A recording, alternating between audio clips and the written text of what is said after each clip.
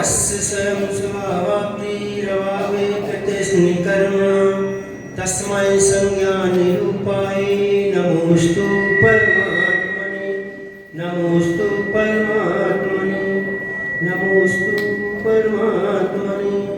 प्रथम तीर्थंकर आदिनाथ भगवान की, वर्तमान शासन वर्तमान स्वामी की, चतुर्वंशी तीर्थंकर भगवान की, परदादा गुरु आचार्य भगवान विमल सागर जी महाराज की, गुरु नाम गुरु गुणाचार्य भगवान विराग सागर जी महाराज की, मम दीक्षा प्रदाता आचार्य 108 आचार्य भगवान विशुद्ध सागर जी महाराज की, भाई दीप में विराजमान तीन कमना करोड़ों भगवंतों की, मुनि संघ की, जैन धर्म की।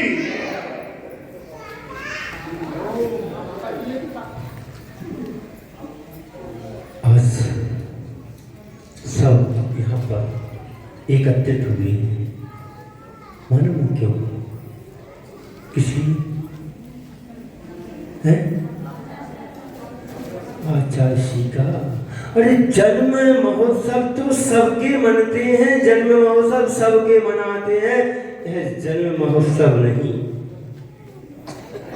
यह अवतरण दिवस इसलिए मना रहे हैं क्योंकि आचार्य भगवान कहते हैं, हरिवंश पुराण में जिनसन स्वामी ने कहा है कि जो प्रभु की भक्ति करता है, गुरु की भक्ति करता है, गुरु के गुणों का गुणगान करता है, उसका नियम से एक दिन कल्याण हो जाता है। ऐसा नहीं समझना कि ये उत्सव हम खाने पीने के लिए या खेलने कूदने के लिए मनाते हैं। बहुत से लोग विरोध भी कर देते हैं कि जन्म तो मिथ्यात्व के साथ होता है, माना जन्म में तो मिथ्यात्व के साथ ही होता है जीवन का, लेकिन जब वह आकर के संयम ग्रहण कर लेता है तो वह संयमी बन जाता है। उस समय संयमी का जन्म अवतरण दिवस मनाया जाता है। हाँ, आचार्य भगवंत कुंद स्वामी नियम सार में लिखते हैं, पढ़ा नहीं है इसलिए लोग विरोध कर देते हैं, और पढ़ा भी है तो लोग इसलिए विरोध कर देते हैं कि कम से कम आज व्हाट्सएप का जमाना है, लेकिन हमारी बाय-बाय फैल जा। देखो वह विरोध करने वाले विपक्ष में खड़े हैं, विपक्ष यह नहीं देखता, विपक्ष के लिए वह ये अपने नाम के लिए खड़े हो जाते हैं। जो लोग यह नाम के लिए खड़े हो जाते हैं उनका मोक्ष मार्ग कभी प्रशस्त हो नहीं सकता।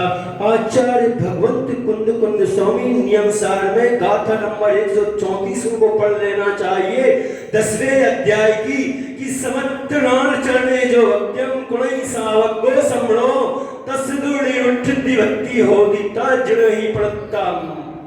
जो श्रावक अथवा श्रवण के लिए भी बोल दिया, श्रवण कौन सी भक्ति करेगा?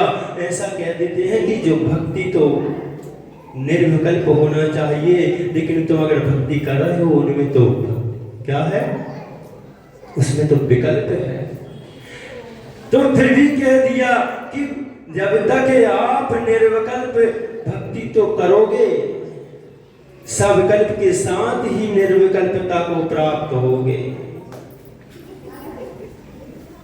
किसके? लेकिन संसार का विकल्प नहीं, जो संसार का विकल्प करता है उसका मोक्ष प्रशस्त नहीं होता। श्रावक भी भक्ति करेगा क्योंकि ग्रस्त है, उसके लिए तो विकल्प है, ठीक है कोई बात नहीं। जो श्रावक अथवा श्रवण सम्यक दर्शन और सम्यक ज्ञान के सहित सम्यक चारित्र के सहित जो भक्ति करता है उसके निर्वृत्ति हुआ करती है, उसका निर्माण हुआ करता है।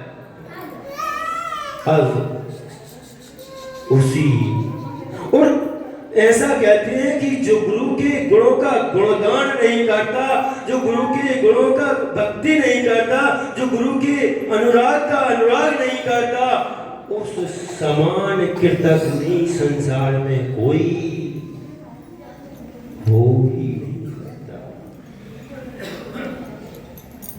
तो जन्म को डेट सबको मालूम है, सब देखते हैं, सब सुन लिया करते हैं। एक समय का मैं सिर्फ थोड़ा सा बता देते हैं कि एक नई चीज बता देते हैं, मालूम है? बाकी जन्म दिवस, जन्म तारीख, कितने ग्रंथ सब पढ़ लिया।